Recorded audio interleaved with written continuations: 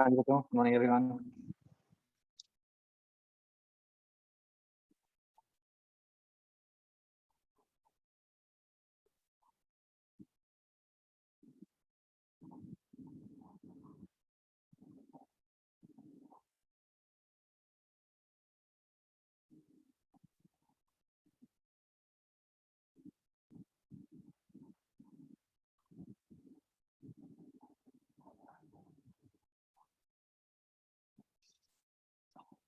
कहाँ थे बच्चों हम?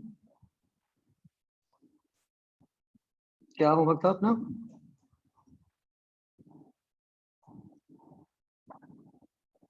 जी, ठीक है।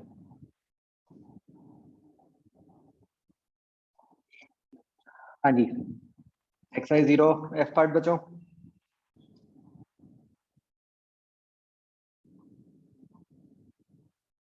Any doubt?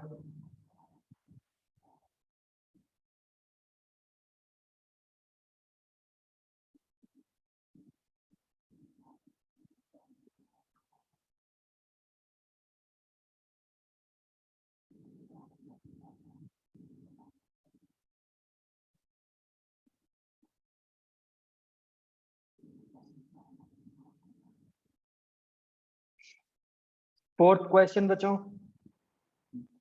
जिन्होंने नहीं पूछा उन्होंने कैसे किया?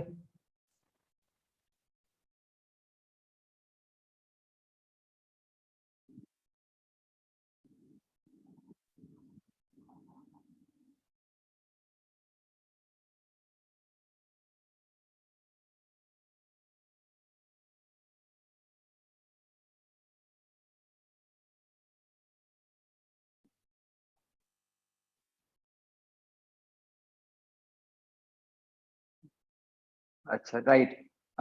मॉड्यूल में दिया हुआ है बच्चों कि it is dependent on material only, ये जो डिस्पर्सिव पावर होती है। ठीक है। आ, तो इसके बेसिस पे बच्चों मुझे ये बताओ कि अगर ऐसा है तो फिर मतलब अगर हम सिलेक्ट से ग्लास स्लैब लें तो इन जनरल ग्लास स्लैब की डिस्पर्सिव पावर क्या होती है बच्चों?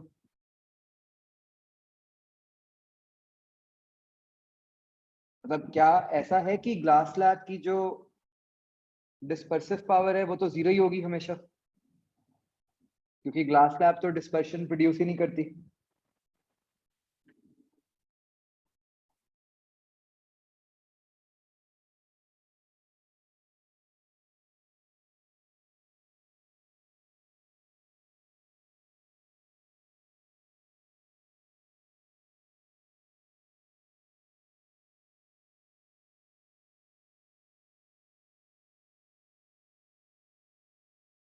बोलो बच्चों।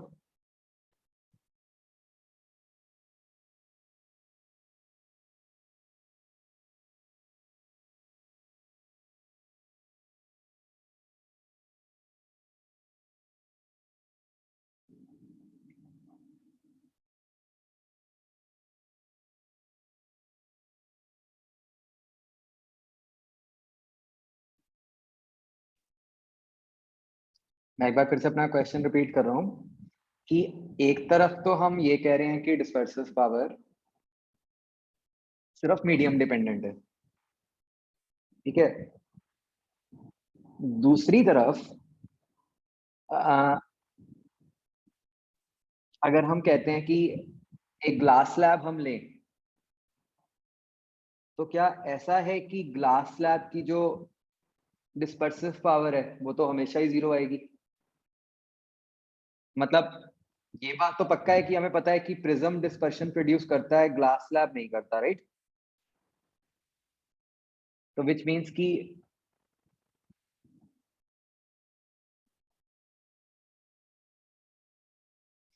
अगर हम उसको कहते हैं कि सिर्फ मीडियम डिपेंडेंट है वो, तो फिर यहाँ पे कुछ फ्लॉ तो नहीं आ रहा?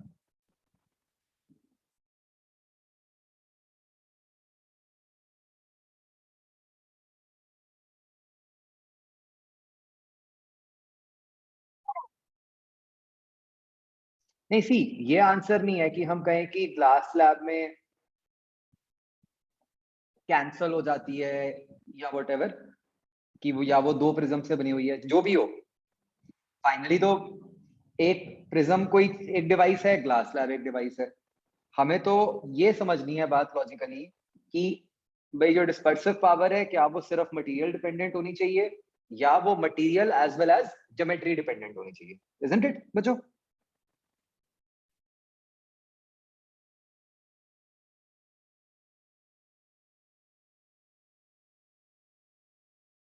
तो इसके बारे में सोचना एक बार, ठीक है? We will come back to this question, याद रखना, एक बार सोचना जिन लाइंस पे मैं कह रहा हूं, ठीक है बच्चों? चलो आगे बढ़ो।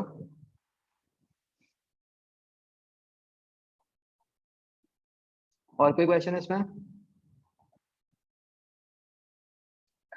जी पार्ट।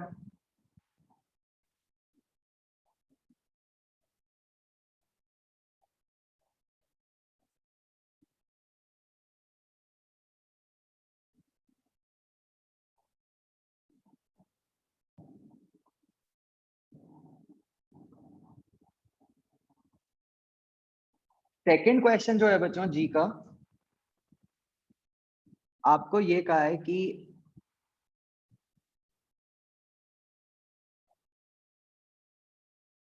एक स्फीयर की सरफेस पे एक मार्क है जिसको मान लो यहाँ पे है, और हमें कहा है कि it is viewed from diametrically opposite position, कि उसको हम ऐसे देख रहे हैं, राइट? तो आपको कहा है कि it appears to be a distance of 10 centimetre from its actual position. अब बच्चों ये जो 10 सेंटीमीटर है, आपको दो केस बनाने पड़ेंगे कि वो 10 सेंटीमीटर इधर को भी शिफ्ट हो सकता था और 10 इधर को भी,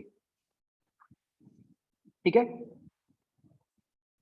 तो उसके हिसाब से आप सॉल्व करके देखोगे, वो एक ही केस के लिए सॉल्व होगा और उसके अकॉर्डिंग आंसर निकल जाएगा।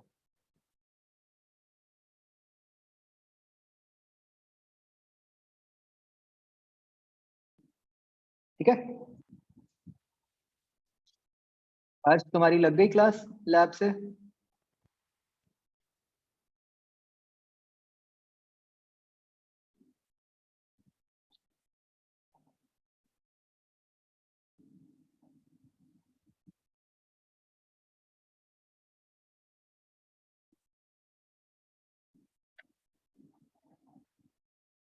आगे बच्चों। अच्छा, चार ही क्वेश्चन।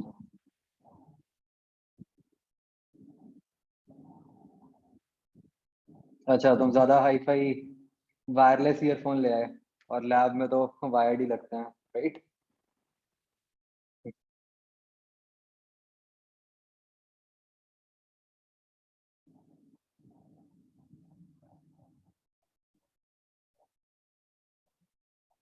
अच्छा, नहीं तो हॉल 11 में ही बैठ जाते हैं, वहां चला देते तो।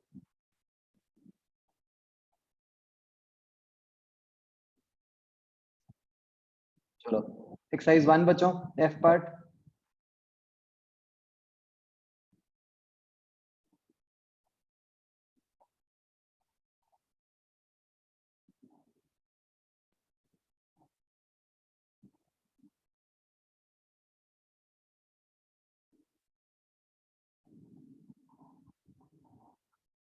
जी पार्ट।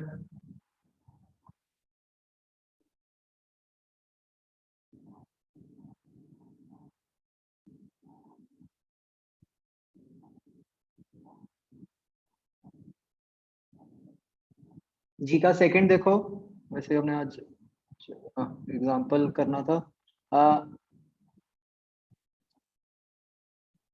सॉलिड स्फीयर पे हमने लाइट इंसिडेंट की है लाइक दिस, रिफ्रैक्टिव इंडेक्स निकालना है, beam is to be focused at the surface. अब देखो जो सरफेस पे करना है तो ऑब्वियसली वो इसी सरफेस पे नहीं हो सकता, वो कहाँ होगा? यहाँ पे। मतलब आप रिफ्रैक्शन एंड कर्व सरफेस पे मतलब u को माइनस इन्फिनिटी डालोगे और v को 2r डालोगे, a पार्ट के लिए समझ गए, और b पार्ट के लिए उसको बस r डालोगे, राइट?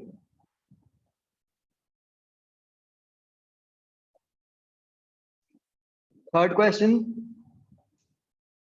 जो बच्चों आपका ऑब्जेक्ट है जिसको फ्लावर कहा हुआ है वो आपका पेपर पे, मतलब यहाँ पे आप उसको देख कहाँ से रहे हो, इस साइड से। ये बच्चों समझना बहुत जरूरी होता है ना, गलती इसी में ही होती है। तो आपकी लाइट ऐसे जा रही है, तो जो आपका पोल है, जो मतलब रिफ्रैक्टिंग सरफेस है, वो कौन सी है, ये वाली, इस पॉइंट पे। तो आपने इस पॉइंट पे रिफ्रैक्शन का फॉर्मूला लगाना है, u-20 हो गया। बताओ n1 क्या हुआ, 1 या 3/2?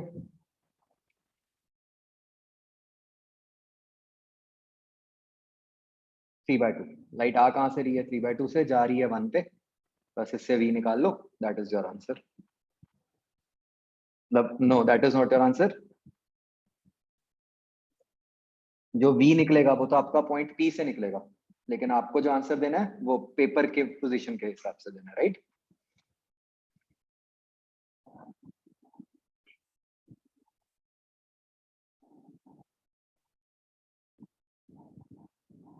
बाकी डन बचो।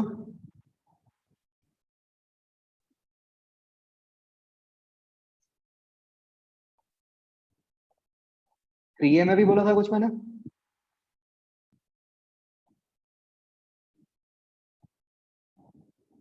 CD।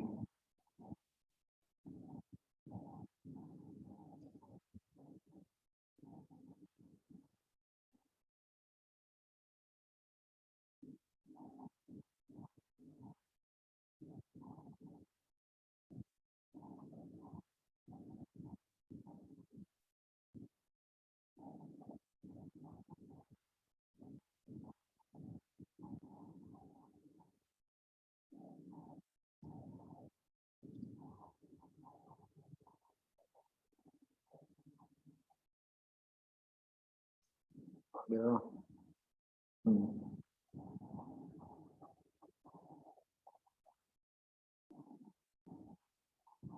हाँ जी बच्चों, सी पार्ट।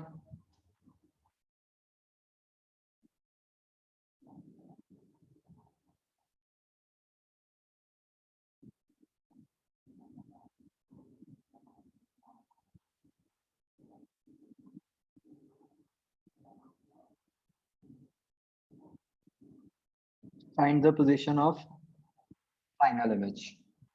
देखो जैसे फोर्थ क्वेश्चन है, ठीक है, जो इसमें ना एग्जैक्टली बस वो स्टेप्स फॉलो करने हैं।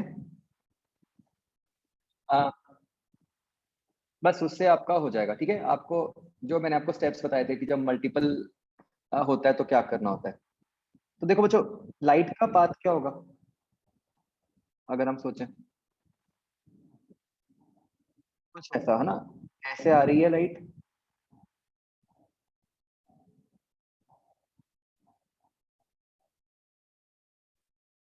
और मान लो कुछ ऐसे गई, पैरेलल है, एरो से पता चल रहा है। कितने स्टेप्स इन्वॉल्व हो रहे हैं बच्चों? सबसे पहले रिफ्रैक्शन हुई एयर वाटर पे, एयर टू वाटर रिफ्रैक्शन, फिर मिरर के अंदर, मिरर से रिफ्लेक्शन, करेक्ट, और फिर वाटर से एयर रिफ्रैक्शन। तो 3 स्टेप्स इन्वॉल्व हो रहे हैं, ठीक है। मैं एक बार आपको सॉल्व करके दिखा देता हूँ ताकि आपको क्लियर हो जाए कि कहाँ कैसे गलती हो सकती है, उनके हिसाब से निकालना है। मुझे बताओ बच्चों, सबसे पहले जो एयर टू वाटर वाली रिफ्रैक्शन है, ये रहने देते हैं सर, उसके लिए यू क्या है?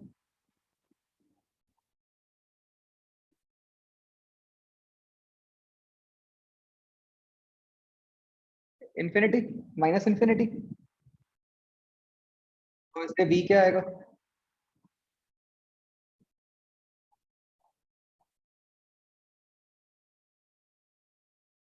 आप ऐसे ही लिखोगे ना, 4/3v n2/v minus n1/u is equal to 0। तो इससे v स्टिल इंफिनिटी आया।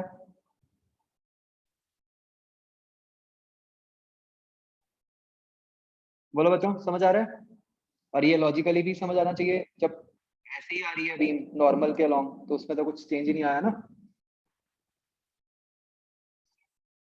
तो अब हमारे मिरर के ऊपर भी पैरेलल रेज ही स्ट्राइक कर रही हैं, तो यहाँ तो हमें मिरर फॉर्मूला लगाने की जरूरत भी नहीं है। ठीक है, बस ध्यान ये रखना होता है कि आप हर किसी के लिए ध्यान मतलब सेपरेटली लिखते जाओ। तो अगर बच्चों मिरर पे पैरेलल रेज पड़ रही हैं, तो मिरर इमेज कहाँ बनाएगा उनकी?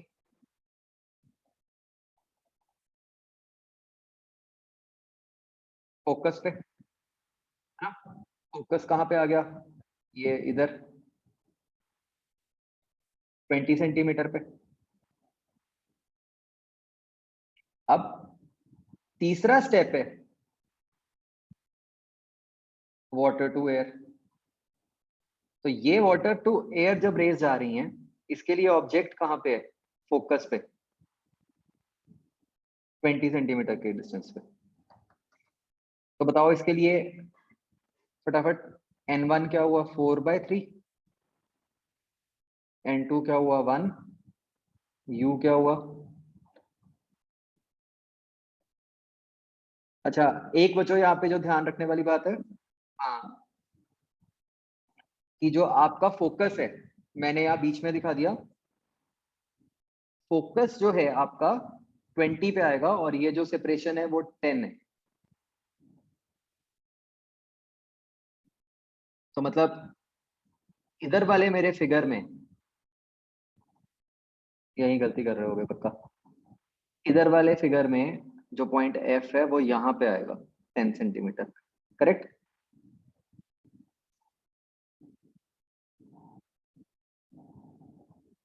मेरे को सोच के बताना बच्चों कि n1 क्या होगा?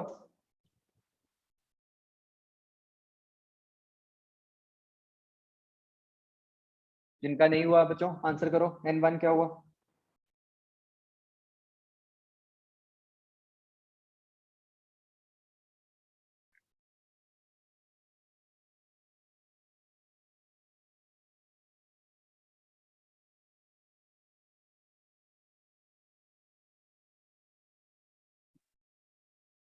सी, n1 1 नहीं हुआ, n1 4/3 ही हुआ। आप इस इंटरफेस के लिए सोचो, ये जो इंटरफेस है इस पे रेज देखो इस तरह से आ रही है बच्चों,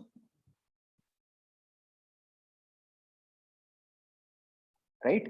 जिनका कन्वर्जिंग पॉइंट ऐसे है। तो आपकी सिचुएशन क्या है कि उसके ऊपर एक रेस पड़ रही है जो कि 10 सेंटीमीटर ऊपर कन्वर्ज करती, बट रेस आ तो पानी से ही रही है, राइट? इनफैक्ट ऐसा क्वेश्चन तो किया ही हुआ है आपने, इसमें क्या डालोगे आप? n1 4/3, n2 1, क्योंकि रेस आ पानी से रही थी। इस ऑब्जेक्ट से बच्चों कंफ्यूज नहीं होना, ठीक है? मैंने आपको पहले भी बताया था, n1 n2 आपने इससे देखना है कि लाइट कैसे जा रही है। बस फर्क क्या पड़ेगा अब कि u को क्या पुट करना है? प्लस में।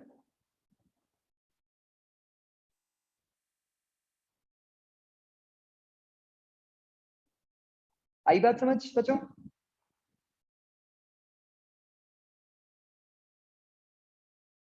बस इससे आपका भी निकल आएगा।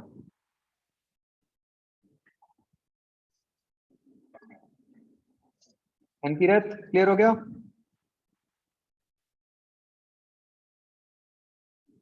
गुरसाहिल?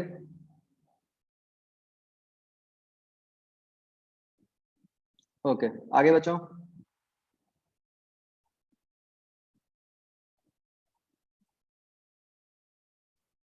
सिक्स बच्चों हो गया। ये ना देखने में बिल्कुल ऐसे लगता है जैसे पता नहीं क्या है इसमें, है बहुत आसान। बताओ इसे बच्चों, कोई इंटीग्रेशन लगेगी? अब ऐसा लगता है ना एकदम देख के कि पक्का कुछ ना कुछ इंटीग्रेशन वाला है, कुछ भी नहीं है इसमें। मतलब ये केस है क्या? ये एक तरह से अगर आप सोचो तो बहुत सारी पैरेलल ग्लास स्लैब्स ही रखी हुई हैं, राइट? तो क्या लगेगा? n sin theta equal to constant, तो वो पहली भी एयर में है, बाद में भी एयर में है, तो मतलब थीटा सेम आएगा, है ना।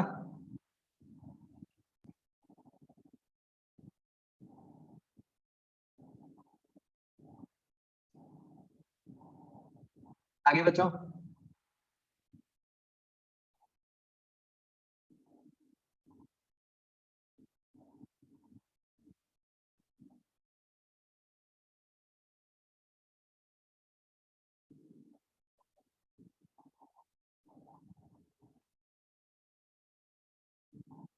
ट्वेल्थ हो गया था बच्चों।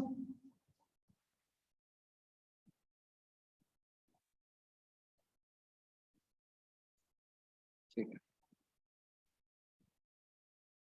तो बच्चों आजकल ना मतलब जैसे एडवांस में इस टाइप के क्वेश्चंस का ट्रेंड है, मतलब जैसे आपने देखा होगा कि जैसे ट्वेल्थ क्वेश्चन है, इसमें कोई डायरेक्ट फॉर्मूला नहीं लगता ना कि कोई आप मतलब इमेज वाला, ऑब्जेक्ट इमेज वाला,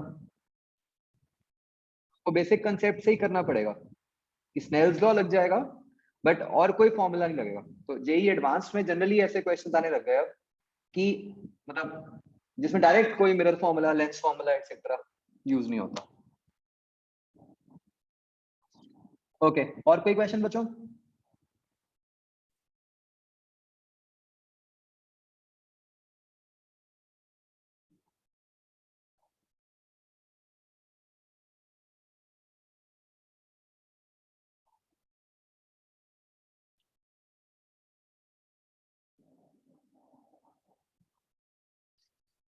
15th क्वेश्चन।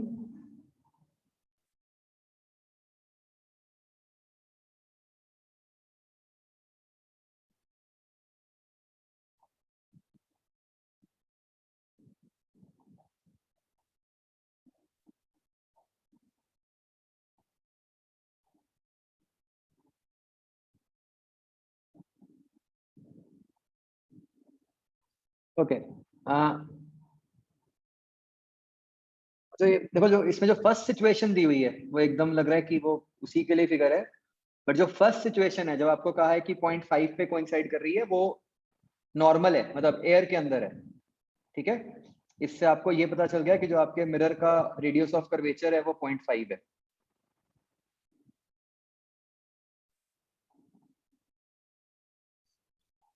ठीक है, अब उन्होंने एक नई सिचुएशन बना दी कि अब वाटर डाल दिया, तो वो कह रहे हैं कि ऐसा ही कुछ तब हो रहा है जब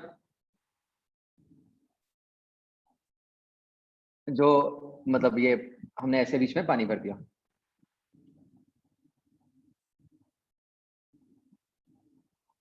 तो अब how will you solve this बच्चों।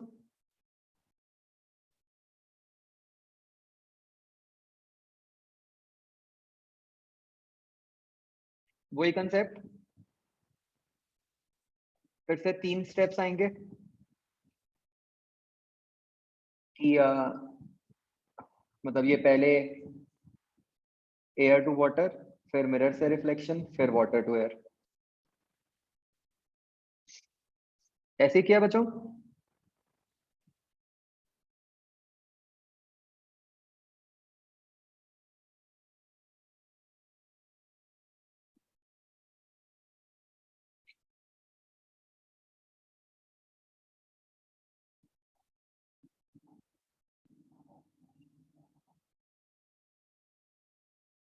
इससे आ रहा है बच्चों आंसर।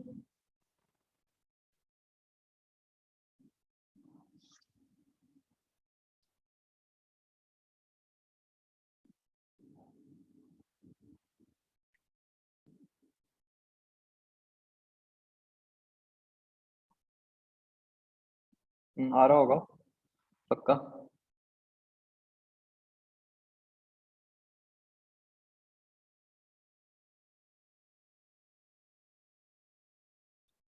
बच्चों इस क्वेश्चन का कोई शॉर्टकट भी हम अप्लाई कर सकते हैं, मतलब 3 स्टेप्स लगाने की जगह, जब हमें पता है कि ऑब्जेक्ट और इमेज कोइंसाइड कर रहे हैं। सोचना एक बार।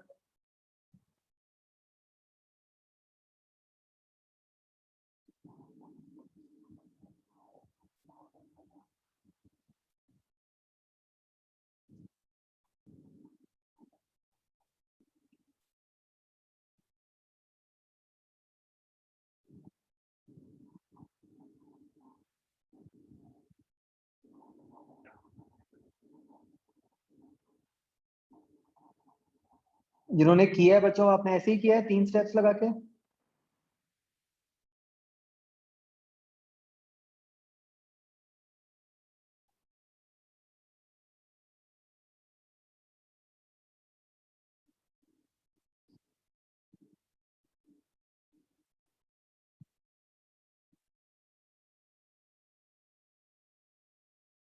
हाँ आशीष, ठीक कह रहे हो। तो देखो बच्चों, आप क्या कर सकते थे कि आ,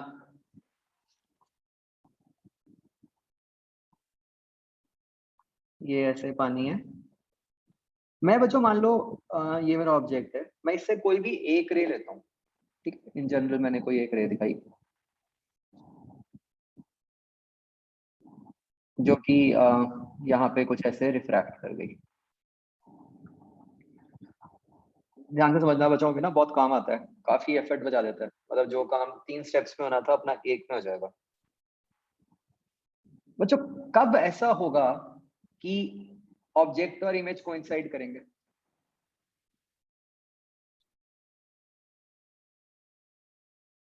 अगर ऑब्जेक्ट और इमेज को कोइंसाइड करना है, ये तभी होगा अगर जो मिरर पे रे स्ट्राइक कर रही है वो अलोंग द नॉर्मल कर रही हो।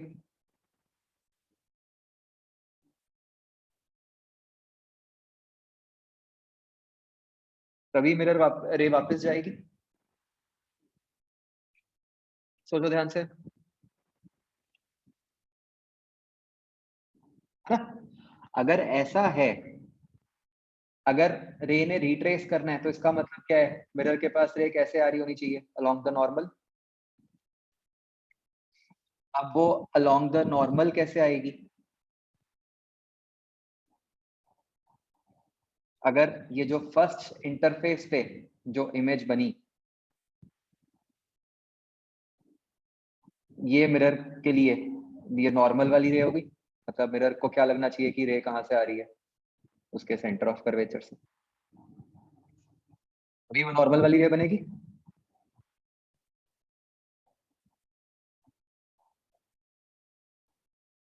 है ना बच्चों?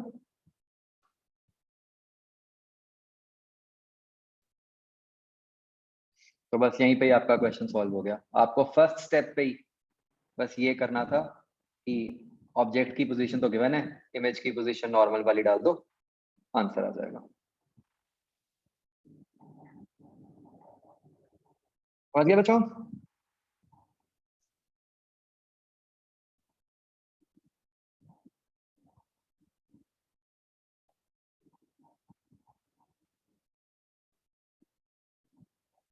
ओके, तो ये ना जब कोइंसाइड कर रहा हो तो माइंड में रखना।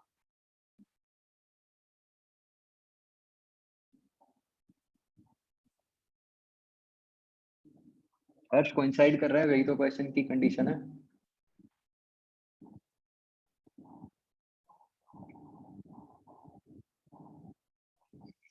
19th question.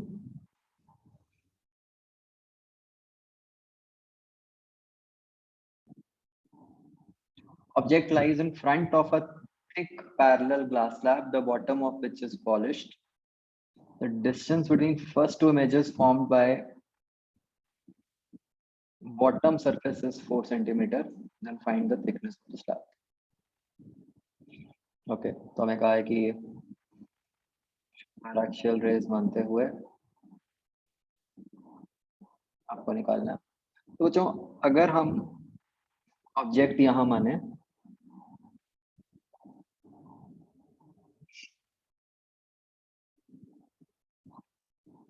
आपको कहा है कि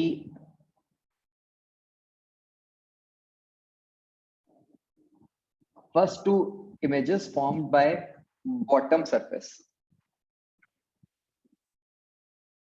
ठीक है, तो बच्चों मान लो ये थिकनेस टी है और ये डिस्टेंस एक्स है, राइट? ओके, मुझे बताओ बच्चों कि ये दो इमेजेस कैसे बनेंगी? क्वेश्चन में ऐसे क्यों लिखा हुआ है कि टू इमेजेस?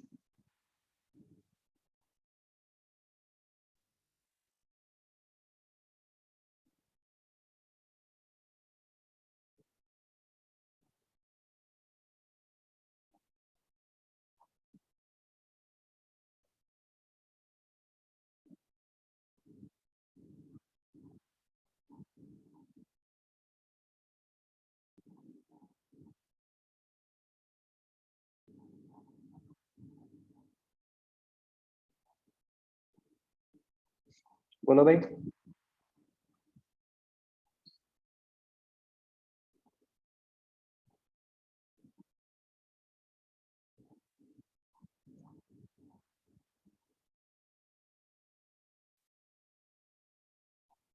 एक इमेज तो देखो बच्चों सीधा हमने निकाल ली, वो कौन सी बनेगी कि अगर हम सोचें कि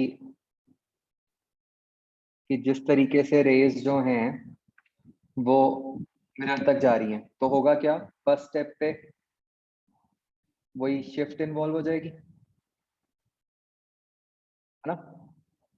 तो मुझे बताना बच्चों, मिरर को क्या लगेगा कि ऑब्जेक्ट के साइड पे जब आप फर्स्ट सरफेस पे लगाओगे वो क्या लगेगा, बनेगा आपका n by v minus 1/-x is equal to 0। तो आपका v आ गया nx, और ये आना भी चाहिए था क्योंकि ये एक तरह से वो केस हो गया कि फिश बर्ड को देख रही है।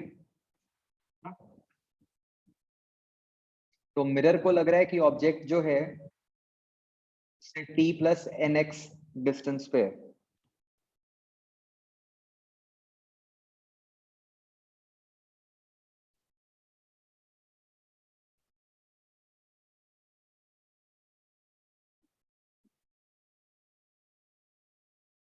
ठीक है जी। तो जो मिरर उसकी इमेज बनाएगा पहली, उसको I1 बोल देते हैं, उसका डिस्टेंस हो गया t प्लस nx।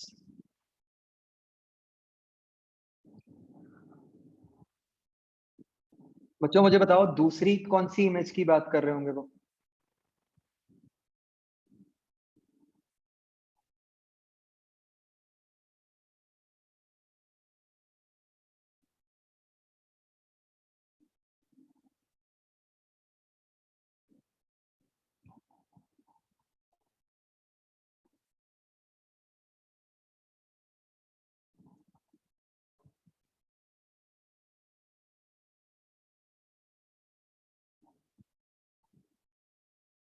ओके जैसे बच्चों मेरे पास एक आंसर आया कि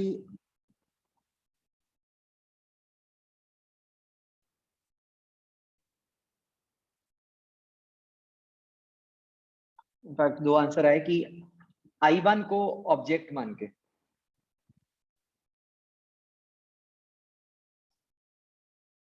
इसका क्या लॉजिक हुआ कि हम I1 को ऑब्जेक्ट मान लें।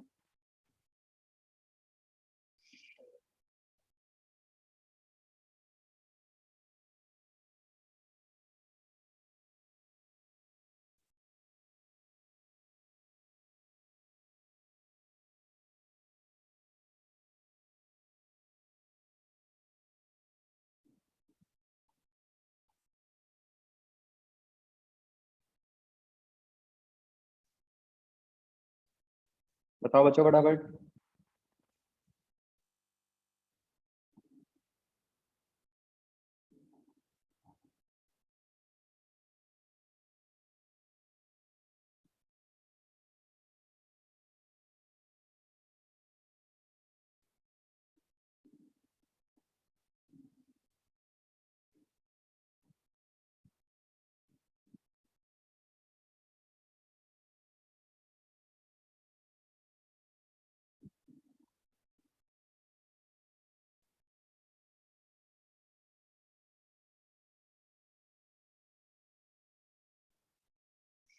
जिन्होंने किया है क्या किया भाई, या करा ही नहीं।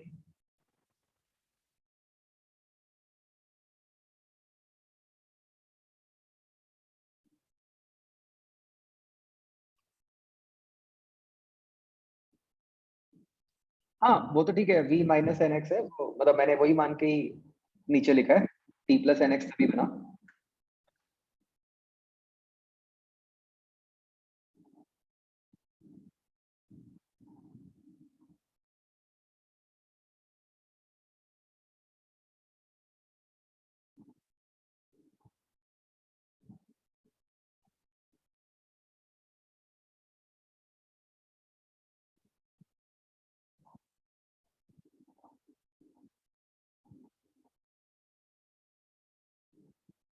तो देखो बच्चों अगर हम रेस का पाथ देखें देखो ऑब्वियसली रेज पहले ऐसे एयर से ग्लास में गई, ग्लास से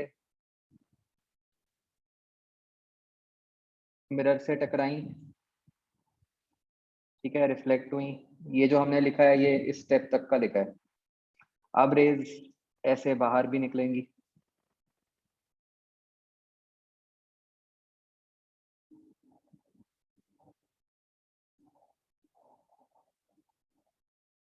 ठीक है। तो उससे क्या होगा, मतलब हम इससे इमेज भी निकाल सकते हैं, ठीक है, बट ये जो इमेज निकलेगी वो तो अपर सरफेस ने बनाई। हमारे को तो क्वेश्चन में ये लिखा हुआ है कि images formed by bottom surface. तो बताओ क्या करोगे इसका।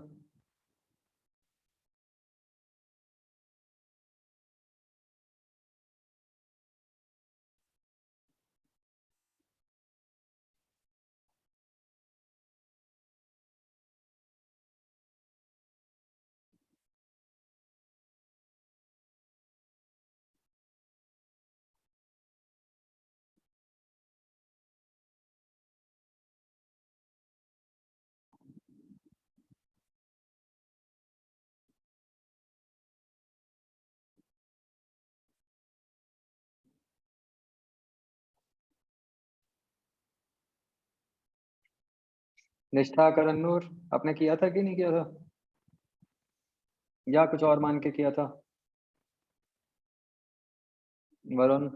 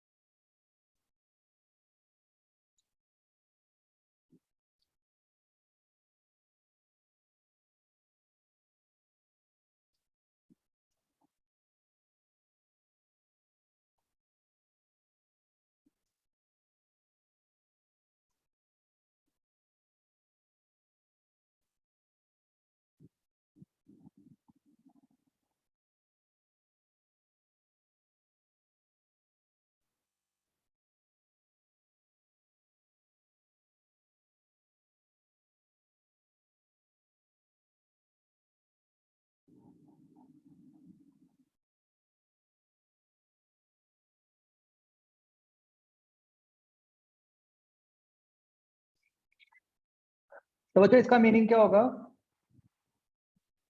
जो मेरे को लग रहा है, जैसे क्या होता है ना कि हम ये नहीं कहते कि हर सरफेस पे कुछ ना कुछ रिफ्लेक्शन होती है और कुछ रिफ्रैक्शन होती है।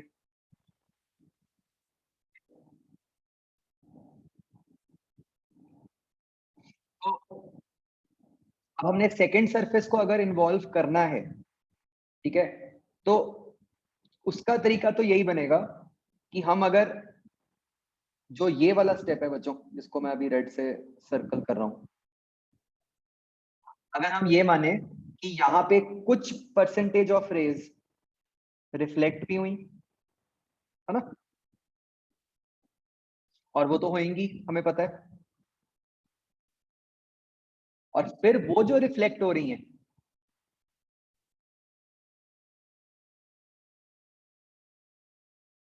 उनसे मतलब सेकंड नीचे वाली सरफेस फिर इमेज बनाएगी, है ना। तो फिर वो जो दो इमेजेस हैं उनका डिस्टेंस हम लेके देखते हैं। आई थिंक ये होना चाहिए, क्योंकि तभी कुछ सेंस बनेगी। तो जैसे देखो,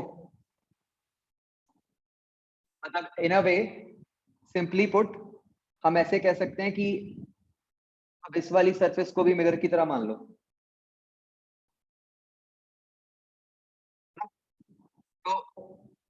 तो इस वाली सरफेस से, अब बच्चों इस वाली सरफेस के लिए ऑब्जेक्ट कहाँ हो गया,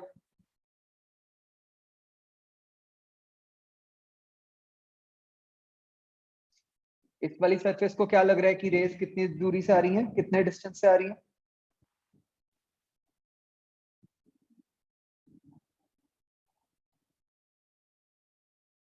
2t प्लस एन एक्स, समझ आ गया सबको, है ना। इस वाले के लिए तो मैं जान के ऐसे अजीब सी लाइन बना रहा हूँ, इसको तो ऐसे लग रहा है ना कि रेज यहाँ से आ रही है, 2t प्लस एन एक्स। तो वो उसकी इमेज कहाँ बनाएगा? अपने से 2t प्लस nx पीछे,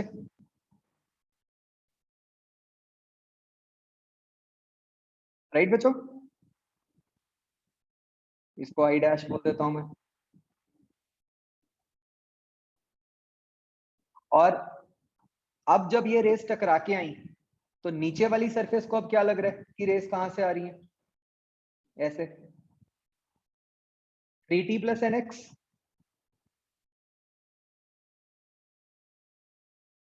है ना? तो वो उसकी इमेज कहां बनाएगा? अपने से 3t प्लस nx नीचे,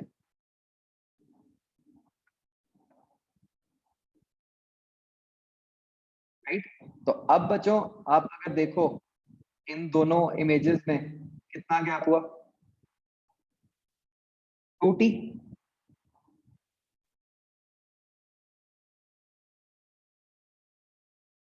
राइट? तो 2t को 4 सेंटीमीटर पुट करो, उससे t 2 सेंटीमीटर निकल आएगा।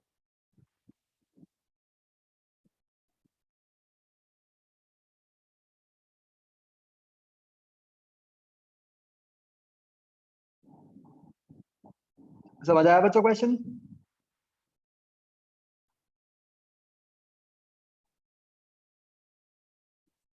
ओके, चलो आगे बढ़ते हैं बच्चों। डी पार्ट अभी अभी नहीं कर रहे डिस्कस।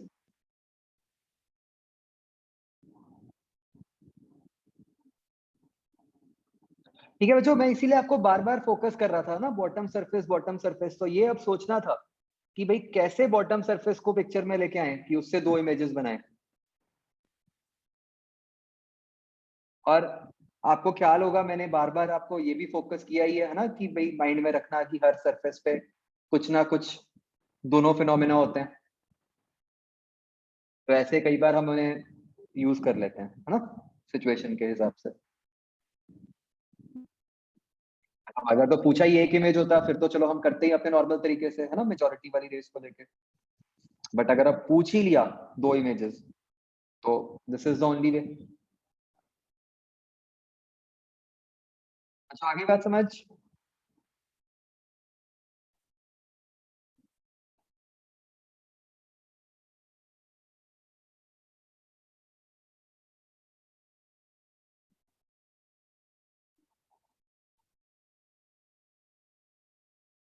ओके, चलो लेट्स प्रोसीड।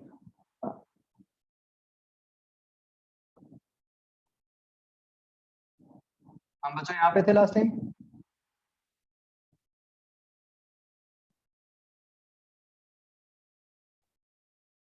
ओके,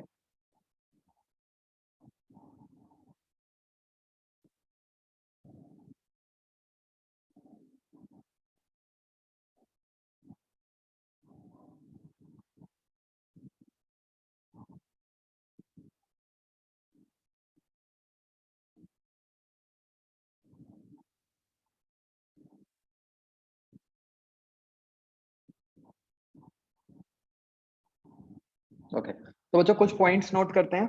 ऑल्दो ये हम सारे डिस्कस कर चुके हैं बट फिर भी चलो एक्सप्लिसिटली लिख लेते हैं। एक तो आप ये देख ही रहे हो कि अब तो ये इसको तो हम बहुत ज्यादा यूज कर ही रहे हैं अब कि प्लेन सरफेस पे भी लगा दो, है ना बच्चों? और आपने देखा भी होगा कि इसको लगा के काम बड़ा सेफ हो जाता है, कुछ सोचना ही नहीं पड़ता फिर तो कि एन एपरेंट वगैरह भी नहीं सोचना पड़ता, सीधा पता चल जाता है बस कि हाँ कहाँ इमेज बनेगी, है ना? जैसे यही वाला क्वेश्चन जो हमने बात की थी, इस क्वेश्चन को नोट करने की जरूरत नहीं है। हाँ ये तो हमने किया ही हुआ है। तो बस वो पॉइंट लिख लो। और फिर बच्चों मुझे बताओ कि मूविंग ऑब्जेक्ट्स के लिए क्या होगा वेलोसिटी? मतलब सिर्फ आप एक्स एक्सेस वाली वेलोसिटी बताओ, दूसरे की जरूरत नहीं है।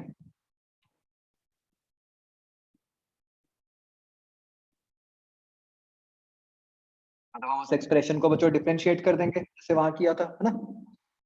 तो उससे क्या बन जाएगा अपना?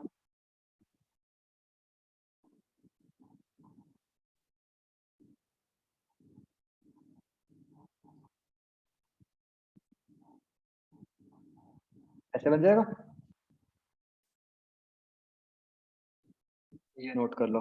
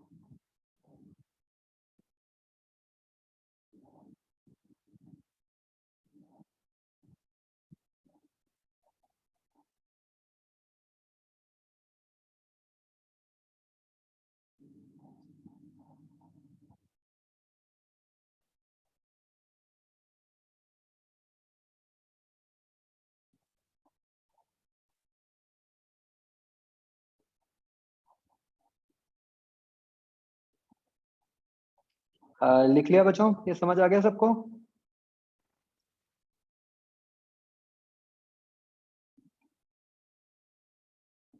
हाँ बिल्कुल वही किया हमने जो पहले कर रहे थे। और इसी से बच्चों अब हम वो बना देंगे, एक्सिस वाला, है ना? इसको कौन सी मैग्निफिकेशन बोलते हैं हम?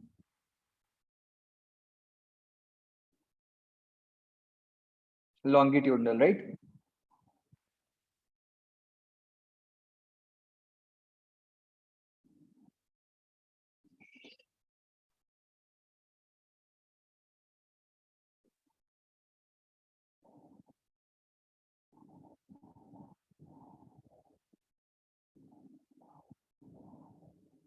तो ये हमारा लॉन्गिट्यूडनल मैग्निफिकेशन का फॉर्मूला बन जाएगा। एंड वंस अगेन बच्चों हमने ये याद रखना है कि लॉन्गिट्यूडनल मैग्निफिकेशन वाला जो ये फॉर्मूला है, दिस इज ओनली फॉर मतलब very small size objects. And बड़ा होगा तो हम क्या करेंगे, फिर तो हम वही सेपरेट यूवी लेके इमेज निकाल लेंगे।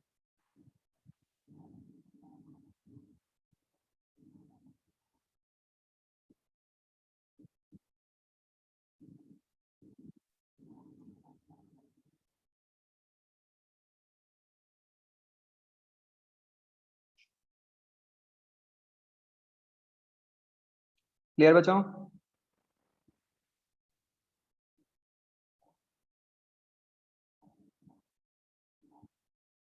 ओके, जैसे बच्चों फटाफट ये क्वेश्चन ट्राई करना।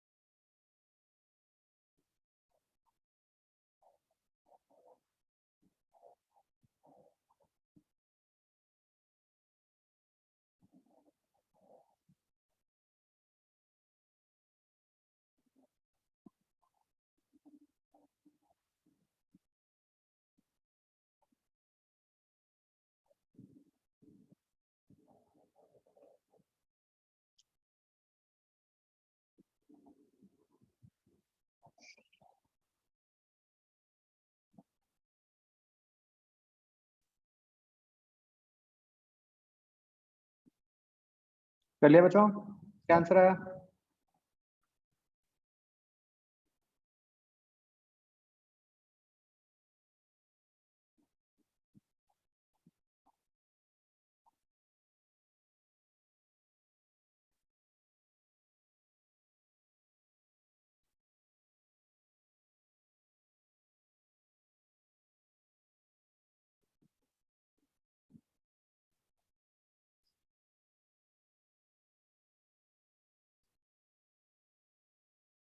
हाँ बच्चों, बोलो भाई।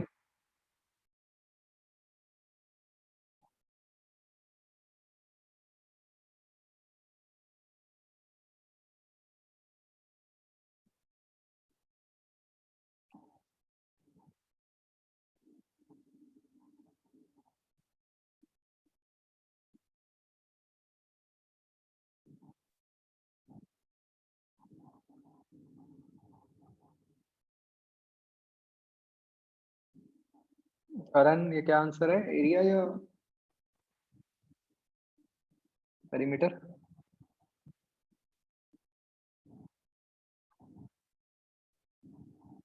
ओके, अभी दो अलग अलग आंसर आए हैं मेरे पास पेरीमीटर के। तीन अलग आंसर्स। हम्म।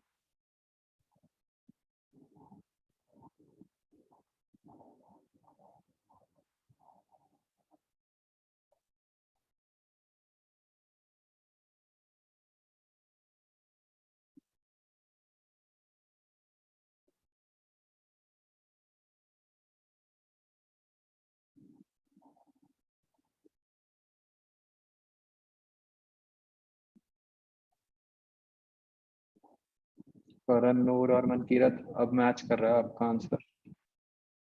मतलब पता नहीं ठीक है कि नहीं, एक और अलग आंसर आ गया।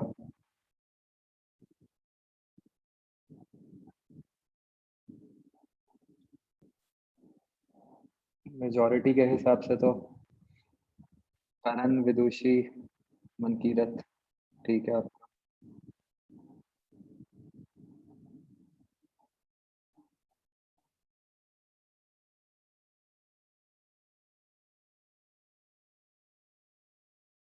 ठीक है बच्चों आपका, हाँ। मन मनकीरत, ठीक है। इसमें क्यों गलती कर रहे हो यार, ये तो बिल्कुल तो स्ट्रेट फॉरवर्ड है, मैं पता है क्या करना है।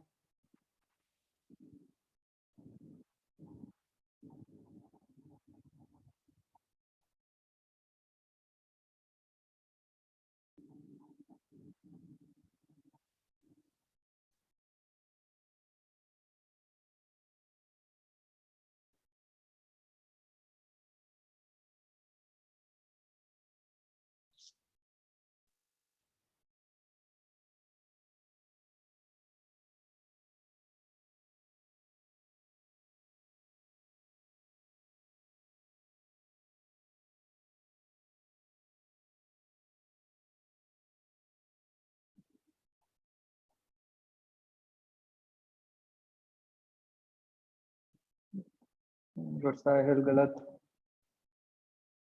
चलो बच्चों, 2 मिनट दे रहा हूँ और।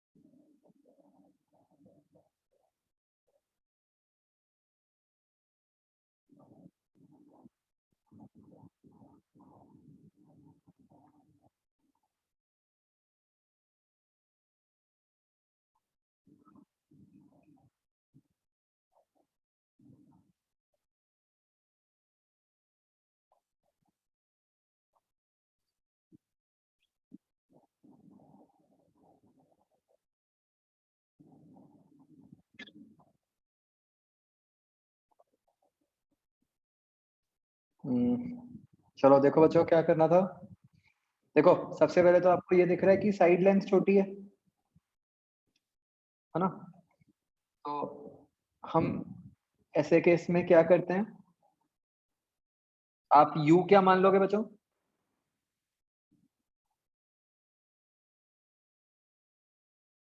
u आप इस केस में, क्योंकि साइड बहुत छोटी है, मतलब 2 mm है कंपेयर टू 30 सेंटीमीटर, तो आप पूरे का एक ही u मान लेते हो 30, मतलब -30। तो आप सबसे पहले तो उसके हिसाब से इमेज निकाल लोगे। तो जो आपकी इमेज आ गई वो -240 पे आ गई। हाँ जी, यहाँ तक यही किया बच्चों?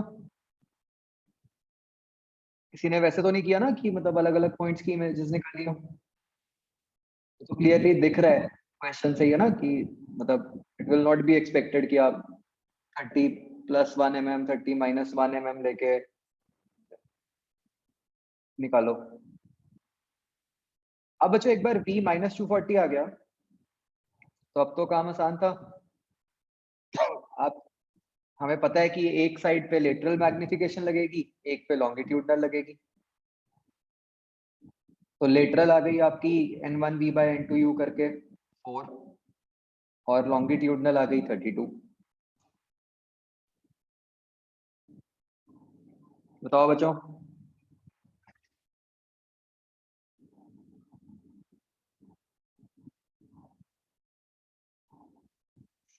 जिनके और आंसर्स आए थे, जब पहले गलत निकाला था, क्या उन्होंने क्या किया था?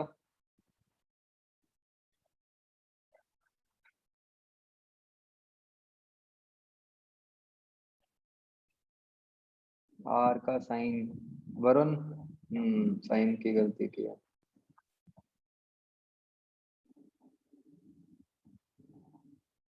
बच्चों इन क्वेश्चंस में ना मतलब शुरू में मतलब जल्दी मत करो, जैसे कि ना जैसे होता है ना, हम सीधा कहते हैं कि फॉर्मूला में डाल दो। पहले स्पेंड अ लिटिल टाइम कि अलग से लिख लो यू वी जो भी आपके वेरिएबल्स हैं कि वो क्या है, क्योंकि देखो आपको भी पता है कि साइन जैसे ही गलत डालोगे सारा कुछ गड़बड़ हो जाएगा। ये उस टाइप के क्वेश्चन नहीं है, है ना, जहाँ पे हम कहें कि चल कोई बात नहीं किसी भी साइन से निकाल लो, बाद में देख लेंगे कि क्या होता है प्लस माइनस का। या तो सब कुछ ही हिल जाएगा अगर आपका एक साइन भी गलत डल गया। तो एक बार ये डल गया तो बस अपना क्या है, हमने ये, अब आप सोच सकते हो कि एक तरह से रेक्टेंगल बन गया है ना। तो उस रेक्टेंगल की बच्चों लेंथ क्या बन गई?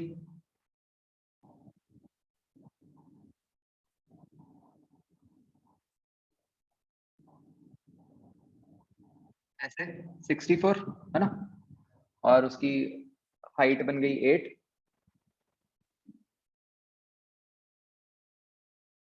आपका पेरीमीटर 144 आ गया और एरिया 512 आ गया।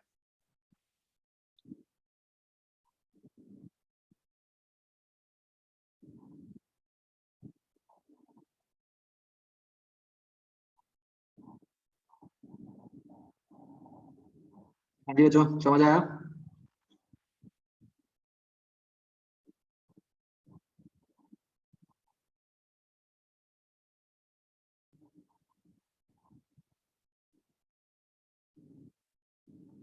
ओके।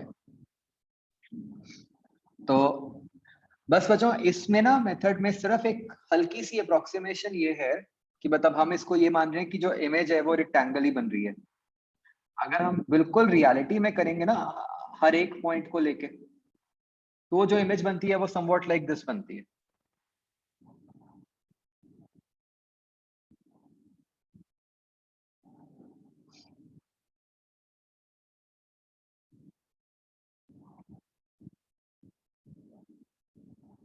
ठीक है, एग्जैक्ट रेक्टेंगल नहीं बनता, ये नोट कर लो।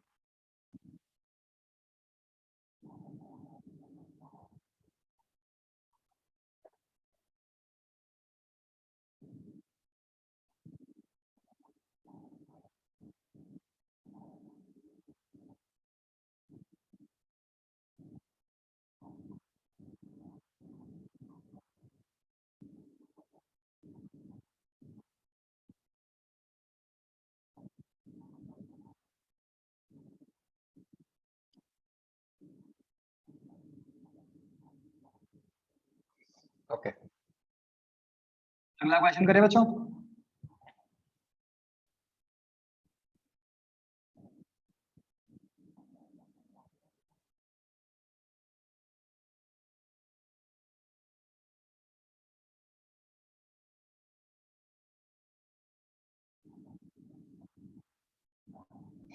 ओके, नेक्स्ट क्वेश्चन है ये बच्चों।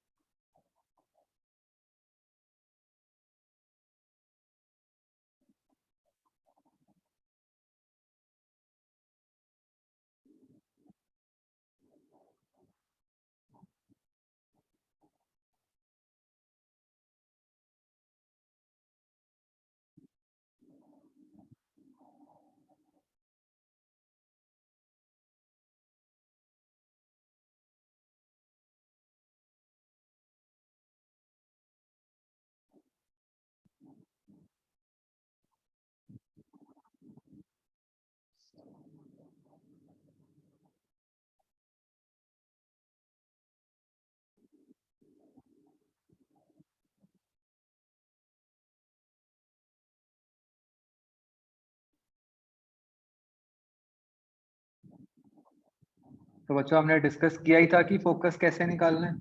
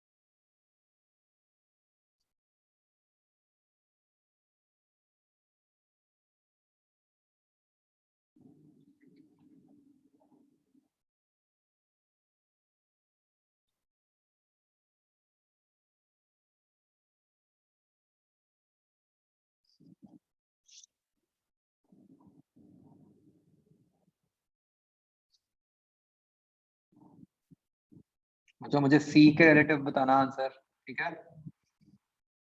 मतलब सी से कितना डिस्टेंस होगा उसका।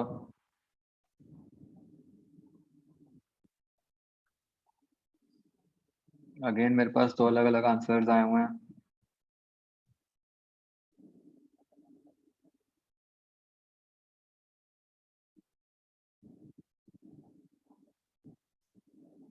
आशीष करण ठीक है आपका। अच्छा ऐसे गलती नहीं होनी चाहिए यार, एक हर छोटे से क्वेश्चन में ध्यान से किया करो।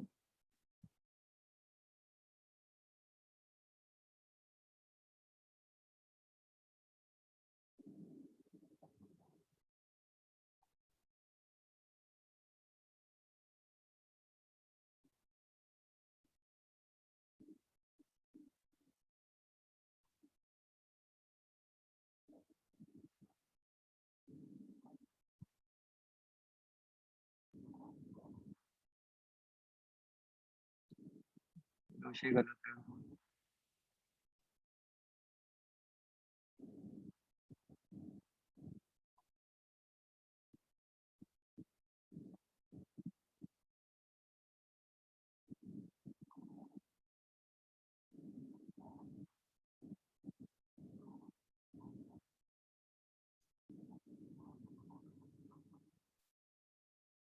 वरुण गलत है।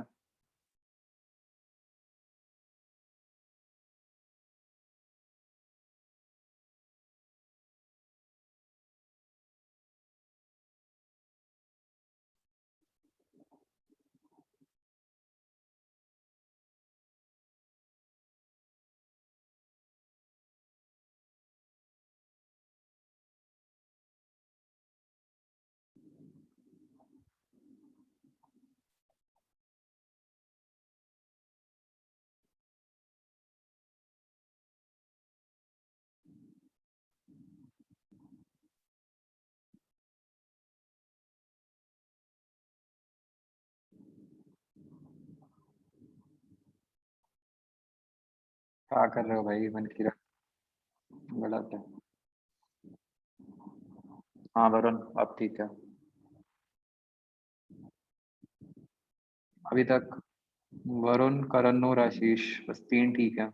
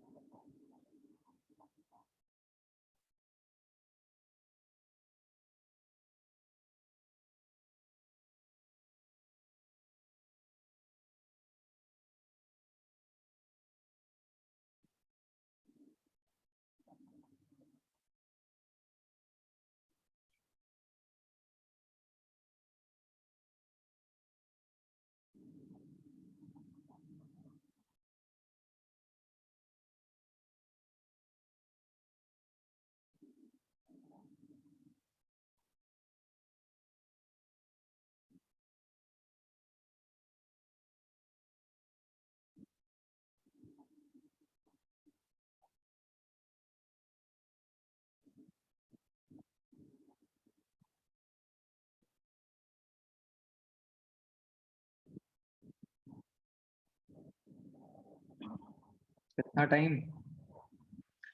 भाई क्या करोगे? हाँ विदुषी ठीक है। ये क्या करोगे, पहले फर्स्ट सरफेस पे आपने लगाया है ना, मान लो पैरेलल बीम आ रही है फर्स्ट सरफेस पे। सभी लोग जरा लिखना जो मैं पूछ रहा हूँ। अगर आप लेफ्ट सरफेस पे पैरेलल बीम मानते हो बच्चों, ऐसे मुझे बताना इसके लिए क्या क्या पैरामीटर्स बने। फटाफट सारे लिखो। यू क्या बना?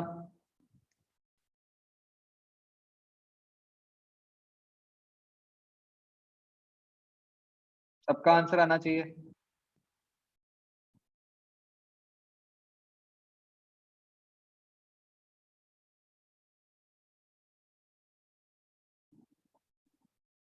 आर क्या बना?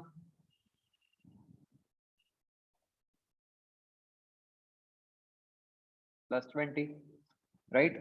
तो आप फर्स्ट सरफेस पे जब आप लगाओगे, ये फिगर मैं आपको भी समझाता हूँ। जब आप ये डालोगे तो आपका V60 आया। सबने ये किया था?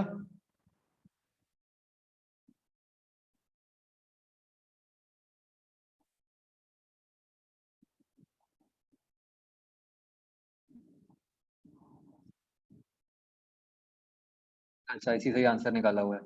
जिनका 40 आया था कि 60 निकाल के 40 कर दिया। कुछ के तो और खतरनाक थे कि 100 और पता नहीं क्या कुछ। भाई इसीलिए आपको बार बार क्या कहा गया था कि लाइट का पाथ ड्रॉ करो, नहीं तो गलती हो जाती है। लाइट का पाथ कैसा होगा? पहले फर्स्ट सरफेस के थ्रू रिफ्रैक्शन होएगी, फिर सेकंड सरफेस के थ्रू भी रिफ्रैक्शन होएगी।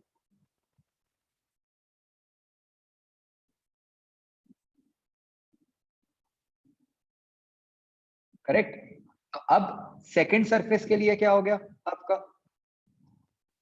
u plus 20, n1 1.5, n2 1, r minus 20।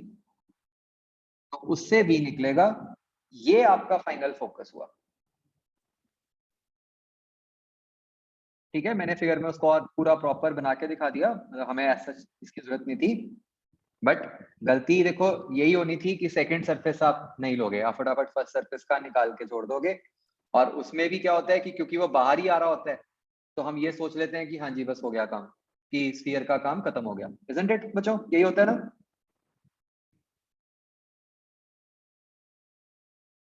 तो इसलिए ऑब्जेक्ट को नहीं देखना, रेस को देखना है।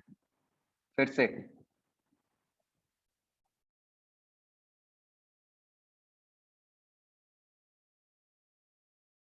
राइट बच्चों? तो यहाँ से भी आपका 10 आ गया, तो मतलब सेंटर से जो डिस्टेंस है वो 30 सेंटीमीटर हो गया।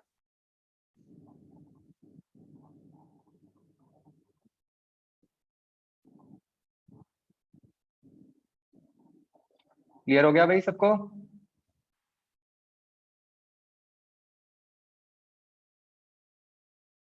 मनकीरत, तुमने कैसे निकाला था भाई अपना खतरनाक आंसर?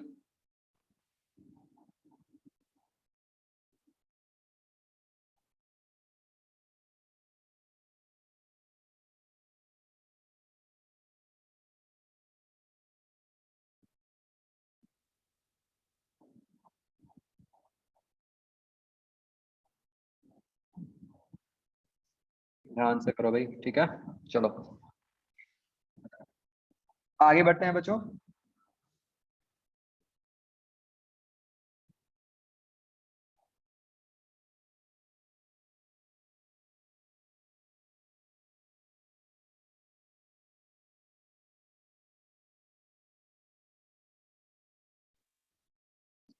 नेक्स्ट पार्ट आता है बच्चों लेंस।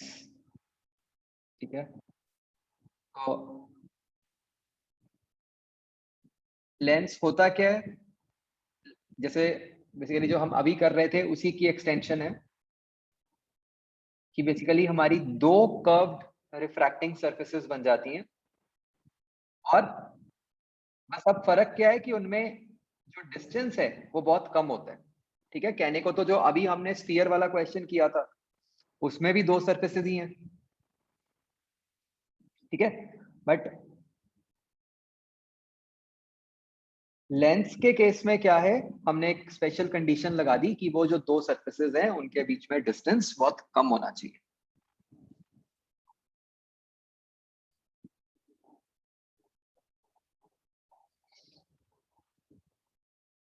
ठीक है, तो जैसे ये जो मैंने शेप्स बनाई हैं, these are some of the types of lenses जो कि बन सकते हैं। थर्ड केस में ऑफ कोर्स एक स्पेशल केस बन गया जहां पे वो मतलब एक सरफेस प्लेन ही हो गई, मतलब plane is also a special case of a curve, right?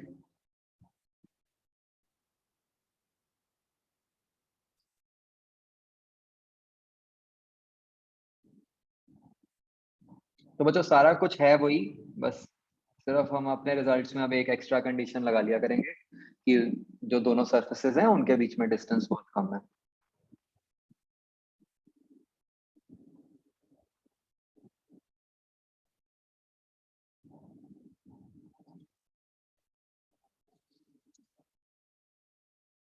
Okay, तो अब बच्चों लेंसेज को हम नेम कैसे करते हैं, ये बच्चों ध्यान से समझना। तो इसमें क्या होता है, लेंसेज का जो नोमेनक्लेचर होता है वो एक्चुअली डिपेंड करता है कि लेंस के ऊपर लाइट किधर से डल रही है। ठीक है, जैसे मान लो मैंने ये लेंस लिया और इस पे लाइट लेफ्ट से डल रही है। ठीक है, तो हम ये कहते हैं कि सबसे पहले जिधर से लाइट आ रही थी हम उधर से देख रहे हैं और बाद में हम दूसरी तरफ से देख रहे हैं। तो ये थोड़ा सा डिफरेंट अजीब हो गया कंपेयर टू जो हम अभी तक कर रहे थे। यहाँ पे हम एक लेंस को दोनों तरफ से देखते हैं, जिसमें कि पहले हम उस तरफ से देखते हैं जिधर से लाइट आ रही है। तो जैसे मैंने फिगर दिखाया है उसमें अगर हम मानते हैं कि बच्चों लाइट लेफ्ट से आ रही है, तो ऑब्जर्वर 1 के लिए कैसी सरफेस है वो,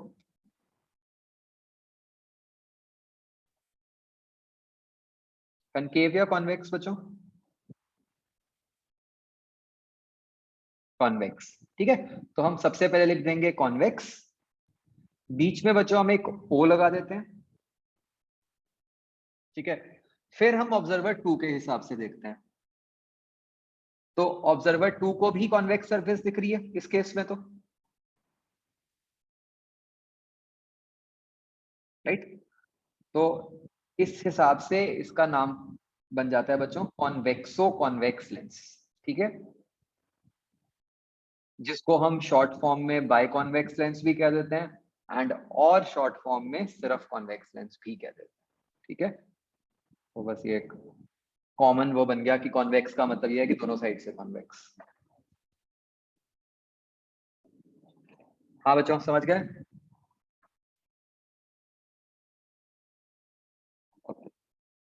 सिमिलरली बच्चों अगर अब ये वाला केस होगा, इसका क्या नाम होगा?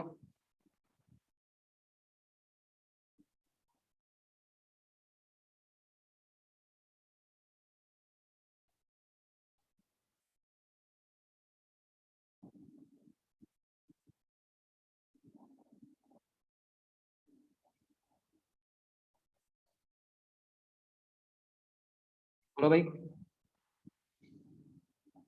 इसका सिमिलरली नाम हो जाएगा कनकेवो कनकेव, राइट, या बाय कॉनकेव या फिर सिर्फ कनकेव।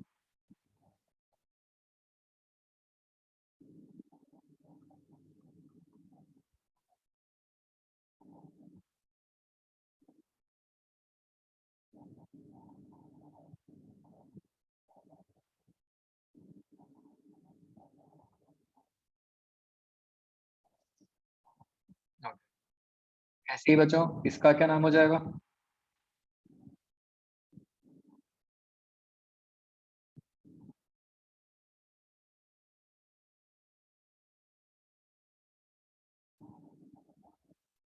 लेनो कॉन्वेक्स, राइट।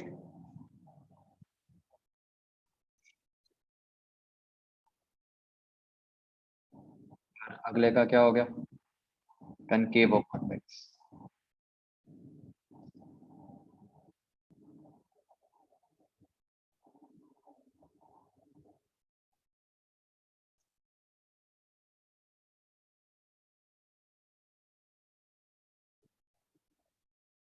ये समझ आ गया बच्चों?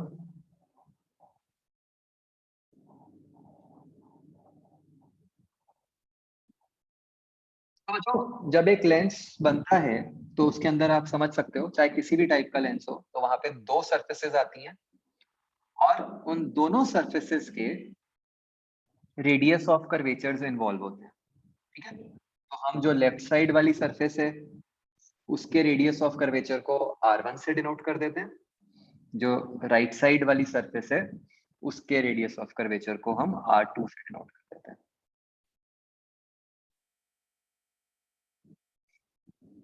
ठीक है जी, तो इसके बेसिस से बच्चों हम समझते हैं लेंस मेकर्स फॉर्मूला। तो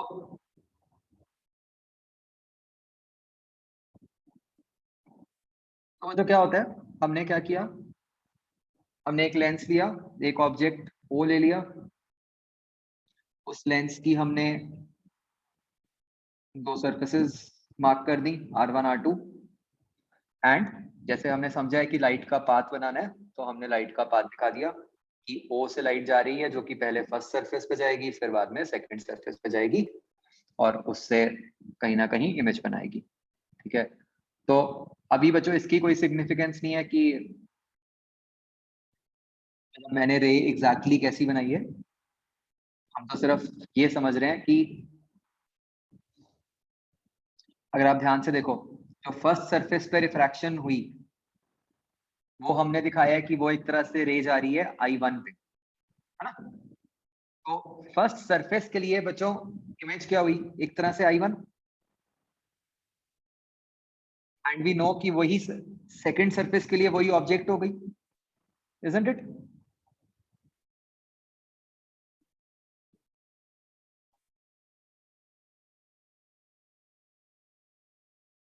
तो सेकंड सरफेस ने फिर रिफ्रैक्शन करवा दी, तो उसने एक फाइनल इमेज बना दी जिसको हमने आई से मार्क कर दिया। तो ये फिगर बना लो बच्चों। हमने लेंस के रिफ्रैक्टिव इंडेक्स को NL से डिनोट कर दिया और जो उसके सराउंडिंग्स हैं वहां पे रिफ्रैक्टिव इंडेक्स को NS से डिनोट कर दिया।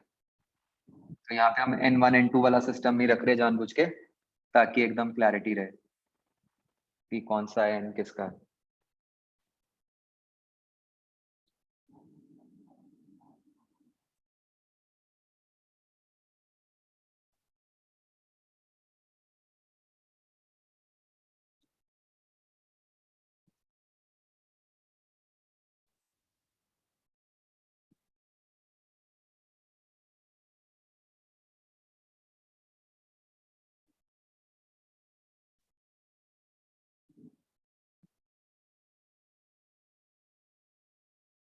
बना लिया बच्चों फिगर।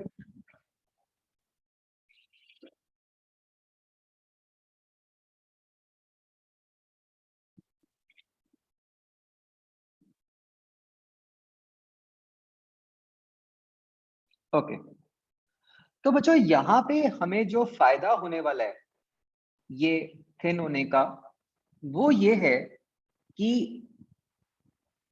क्योंकि ये दो सरफेसेस बहुत पास पास हैं, तो हम ये अप्रोक्सीमेशन ले सकते होंगे बच्चों कि जितना डिस्टेंस फर्स्ट सरफेस से है नियरली उतना ही डिस्टेंस सेकंड सरफेस से।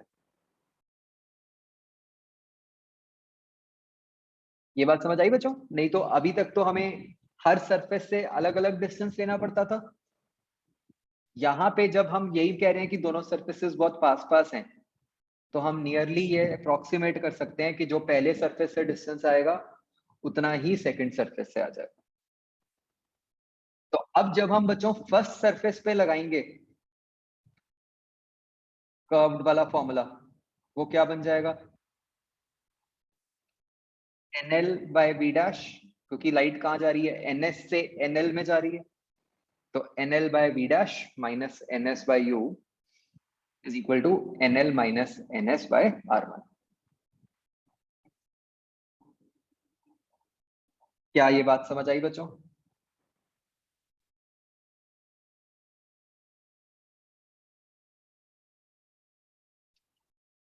अब बच्चों जो फर्स्ट सरफेस के लिए इमेज है वो सेकंड सरफेस के लिए ऑब्जेक्ट है। सेकंड सरफेस के लिए बच्चों जो रेज जा रही हैं वो कैसे जा रही हैं, वो NL से NS जा रही हैं, राइट। तो उसके लिए हम कैसे लिखेंगे,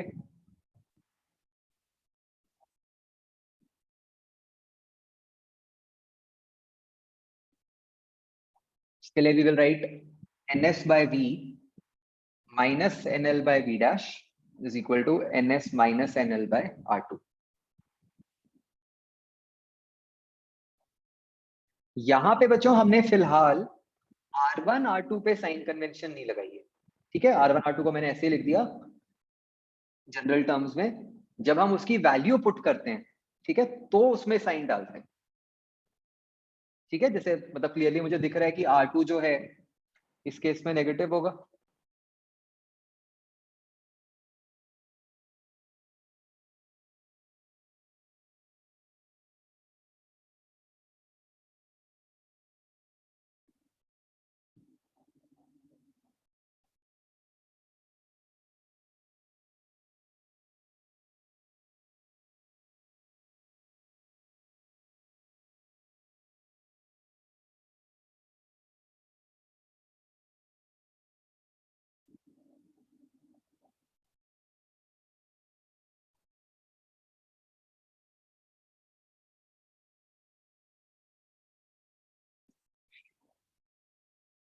तो अब बच्चों अगर हम ये दो इक्वेशंस को आप देखो, हम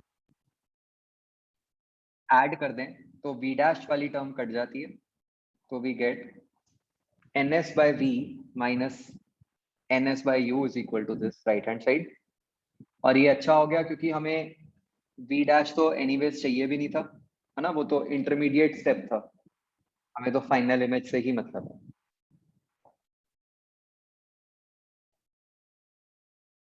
राइट, तो इसको बच्चों अगर मैं रीअरेंज करके लिख दूं ns कॉमन लेके, तो आई गेट दिस।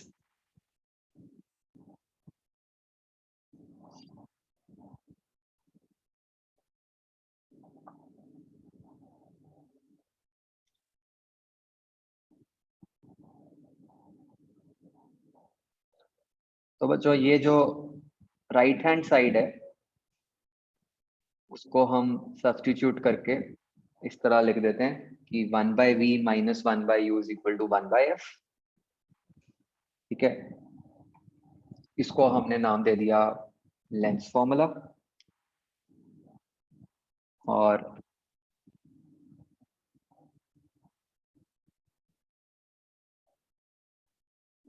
ये 1/f जो है बच्चों वो है राइट हैंड साइड,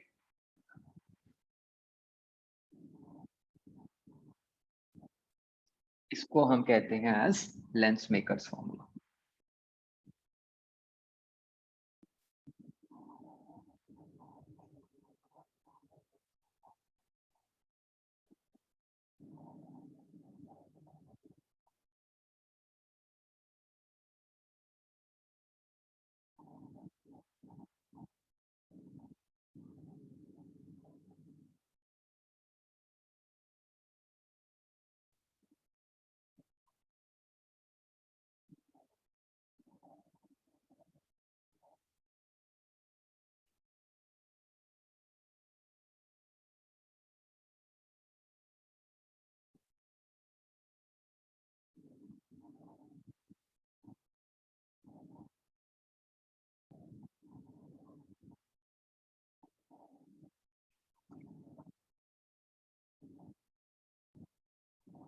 तो बच्चों आपको ये भी आगे समझ आ जाएगा कि हमने इसी राइट हैंड साइड को ही 1/f क्यों बोला। वैसे तो सोचना वो एकदम ऑब्वियस है।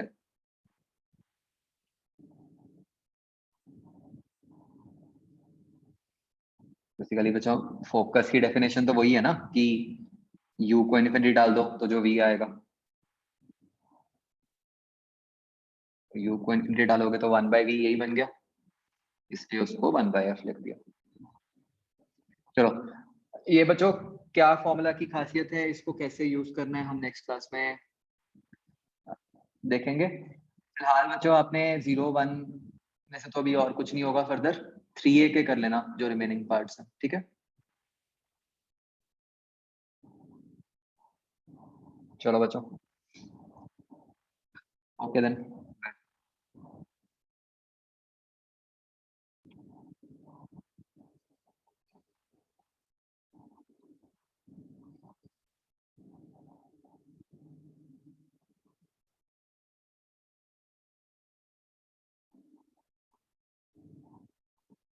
ये कर लिया नोट बच्चों सबने?